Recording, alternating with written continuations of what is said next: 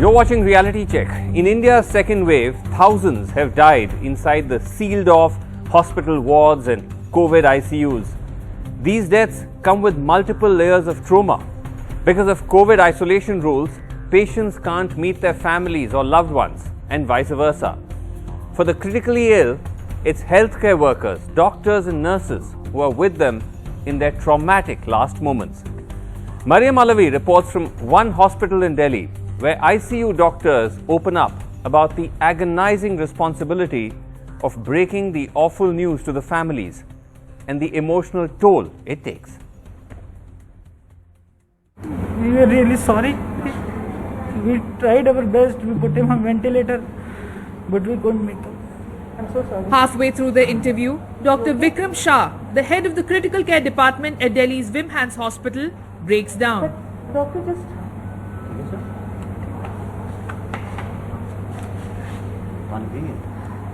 He was telling us how he lost a 42-year-old patient, a husband, a father of an 8-year-old to COVID, when grief overcame him. And it happened with so many patients. I still remember Mr. Divya Prakash was there. He was saying, I am having a small child, I am having a daughter. We couldn't make that. We were really sorry. We tried our best. We put him on ventilator, but we couldn't make it. His sister was there, he was just 42 years old, daughter was 8 years old, and I have talked with his daughter also. I promised he will come back. His sister was a doctor in US. We couldn't make it. Whatever best possible was available. We have done everything. We have put him on ventilator also, but still we couldn't make it. We are really sorry.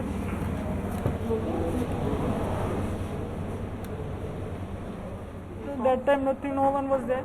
His wife was there, but we kept him video calls and all. Dr. Shah, like the patient he lost, has an 8-year-old daughter too. The loss too feels close to home. We are not getting sleep. We are not like in a mood to have to eat also. Sometimes we sleep like that because things comes in my mind also. It keeps a lot of fear also. If it happens, it can happen to us also. We are all the time inside with the COVID patients only.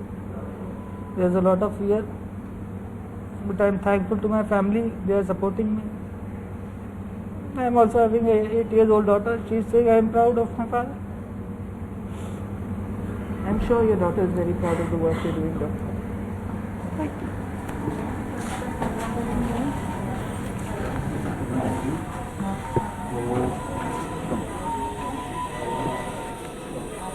In these ICUs, doctors have grappled with life and death every day for long before the pandemic.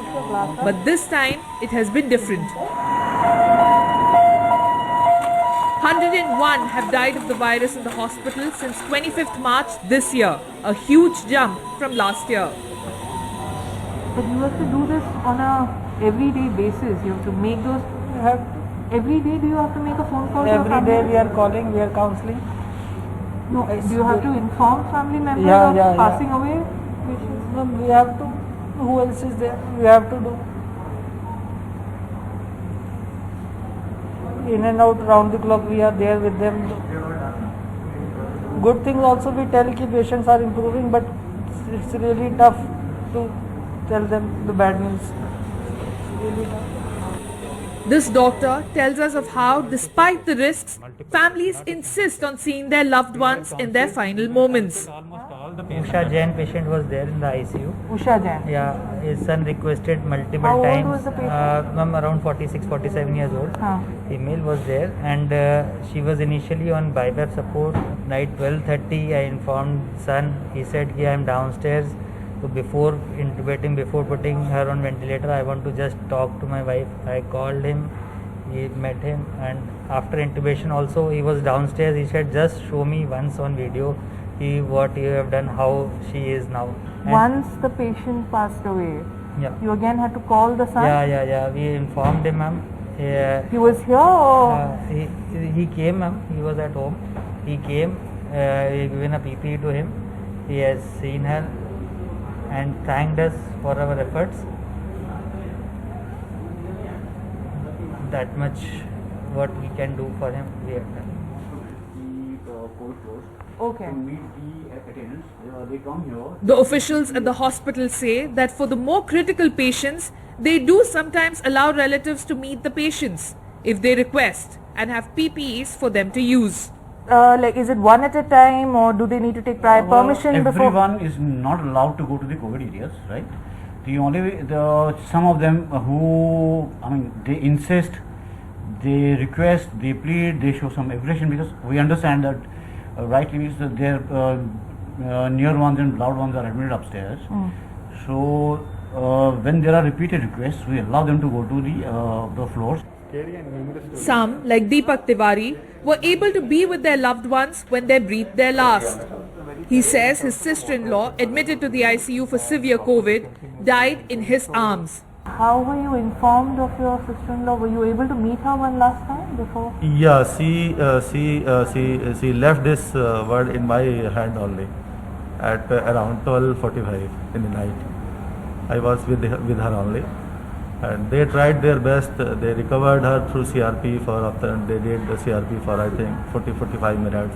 She recovered, but immediately after 10 minutes there was another cardiac arrest, and we lost her. What did they say? That she's not? She's critical. They said she is critical, and if you can meet, you are allowed to meet. The isolation and the stress of a COVID ICU can itself turn fatal. I feel that it is the anxiety which killed her. I believe that it was her first admission in her lifetime, so she was not, I think, mentally strong enough to handle this admission process.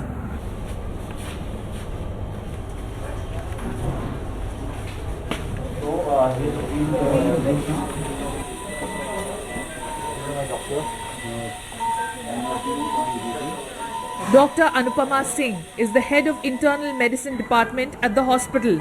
She has just finished 7 hours of rounds with COVID patients. But most of the support that patients derive, or the comfort The marks of her PPE still etched on her forehead. The toll of the second wave visible. So the volume of loss that we've seen over the last year is probably cumulatively greater than the number of patients we've lost in the entire career. It's definitely. How long have you been a doctor for, ma'am? So 30 years Wow. plus now. So in your cumulatively much more loss than in 30 years of private practice, yes. How has that been? Very traumatic. It's very traumatic. So while there is a lot of trauma for patients and for attendants, what people kind of don't understand that it's been very traumatic for doctors. With camera person Xavier Thomas, this is Mariam Alavi for NDTV. All right, joining tonight on Reality Check, we have with us Dr. Mufassal Lakrawala, Dr. Mufiz as he is known, advisor BMC for COVID Jumbo Facilities. We also have with us Dr. Abdul Samad Ansari, who is Director Critical Care Services at Nanavati Hospital in Mumbai. Dr. Suranjit Chatterjee, who is Senior Consultant Internal Medicine at Indraprastha Apollo Hospital. Dr. Monica Mahajan, Internal Medicine Max here in Delhi. And Dr. Rajesh Malhotra, who is the Chief COVID Facility Trauma Center AIMS. All of them, frontline warriors of the kind that we just heard. Dr. Ansari, you have, as a doctor, all of you have in some ways tragically dealt with life and also with death. It's not something you're unfamiliar with. But clearly listening to the accounts of the kind we just heard, this time, particularly in the second wave, seems to have been just much worse. Thank you, Vasu. This is definitely unprecedented. In fact, in intensive care, it was not surprising for us to have a mortality a day at times, sometimes more. But the kind of pain that we see families in and the isolation that the patients feel is unprecedented. We have never seen people really craving to talk to people around, to seeing normal faces who are not kind of separated from them with barriers, the human touch that would come with their own family members at their bedside, especially when they need them the most. is really devastating. And Right. whatever amount of technological bridges that we have tried to do by getting them on video calls, talking to their family members, it actually makes this divide much more bigger and much more obvious. Families know that when they are gasping on breath on NIV, they are hardly able to talk. Dr. Murphy, I mean, again, just from your own experience, you've been heading these jumbo centers. For you as a doctor, how traumatic has it been? And is there any particular moment that really stands out for you, which was really challenging for you emotionally as a doctor? Srinivasan, I think doctors have really had to bear the brunt of this pandemic. One is physically, when you wear a PPE suit and go in for a 6-hour or 8-hour shift, you're almost drenched completely. You probably lose maybe a kg or a kg and a half in that 6 or 8-hour shift. Right. The next is the mental trauma that you go through. One is the fear of not getting or picking up the virus yourself or not transmitting it unknowingly to your family and loved ones, if at all you were to go home, or to your colleagues, because the mental anguish of losing a colleague or getting a colleague infected is too much. The next thing is to prioritize who lives or who dies sometimes at the peak of its pandemic. You have to choose and you're completely helpless, sometimes because of shortage of drugs, shortage of oxygen, or because of various reasons wherein the shortage of beds. So sometimes it becomes mentally very challenging for a doctor. I can tell you one instance wherein I was called into the ICU to put in a tube on someone who was not breathing that well. My shield fell off whilst I was trying to put in that tube, and it took me around 3 or 4 hours to try and stabilize that patient. And when I came out, I realized that I had got some 8 missed calls from my wife, and she had just delivered. I could not see my newborns for at least 3 days after that, because I was just not possible, because I had just got exposed. I didn't know whether I'd probably infect them or not. So sometimes these are stories that never really come out, and we laugh to the my son used to joke with me that I don't want to see my dad any longer, because when he comes to meet me for 6 or 8 months during the first phase, I would sit at a distance of around 10 meters away from him. So he just said, I don't feel like meeting him because I can't hug him anymore. Gosh, So very difficult. Dr. Chatterjee, is there any moment, because again there must have been so many dark moments, is there any one moment that really has shaken you in this time? There are several instances that have happened during these last 1.5 months. I have never been so much traumatized by practicing, because we are trained to see all these things. But I could never think that this could happen to us and it could traumatize us so much. I can share a story with you. I was sitting at home that time, and there was this Bangladeshi lady who was moving around this city with her maid. There are a lot of money in Bangladesh, but they had come to this city for treatment. She went on telling me on phone, sir, please save me. I'm low on oxygen. I'm not able to breathe, and no hospital is ready to take me at this moment. She, in an auto rickshaw, traveled the entire city almost. There's a hospital. She went to Lady Harding, where they took her because she was low on oxygen, and they gave her oxygen for 2 hours. After 2 hours, she gave a ring again. Sir, they tell me that we cannot give you oxygen anymore. Please shift to some other place. And she was so much traumatized. She left that hospital and finally reached LNJP, where finally she got admitted.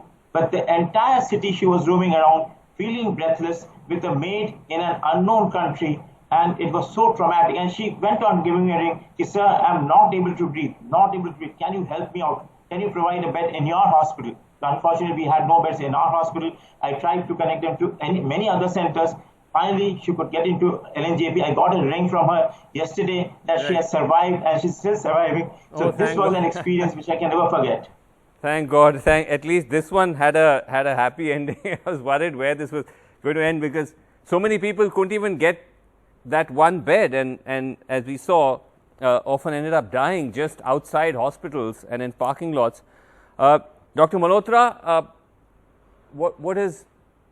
how difficult has it been for you, and is there any story that you are still haunted with? So 14 months into this, and I know in spite of all the training and the emotional conditioning and the fact that we encountered death so frequently, this death from COVID is actually, I think, the darkest of all. We all know it, we have experienced it, but then it has so many ugly faces, You can see it coming. Sometimes you don't see it coming. A patient who's all right in front of you suddenly dies. You see who it is coming to, a young man without any illness, the sole breadwinner, like has been said, the frequency with which it is coming, and the fact that, you know, in your last moment, if I were to die, I would like to die peacefully, surrounded by my relatives. None of that is there. It's not peaceful. You are away from relatives. And I think what takes away dignity of death with COVID is that many times the relatives refuse to come and see the person. They don't want to go to the crematorium to do the last rites. They tell us, why don't you just do it for us, and you can actually make a video and WhatsApp us the video. I think that has been a very, very painful thing. The other painful thing has been a near victory when the patients have been in the ICU for a long time and you get them out off the ventilator, doing well, and they suddenly collapse and then they die. And unfortunately for a couple of them, I had a chance to hold their hands when they had come out of ventilator, tell them, you have done very well, you are a fighter, you are going to survive, only to come next day that come to know next day that they have died. And one of the recent one which was very ghastly is, I went to the ward for the round and I saw a patient walking around. He was very unsightly. He had his eye popping out because of the fungus behind his eye. And I asked, how is he doing? He was talking, walking normally. He was absolutely fine except that this fungus on his face. And my doctor there said, sir, it has invaded the brain. If not operable, he is going to die in a couple of hours.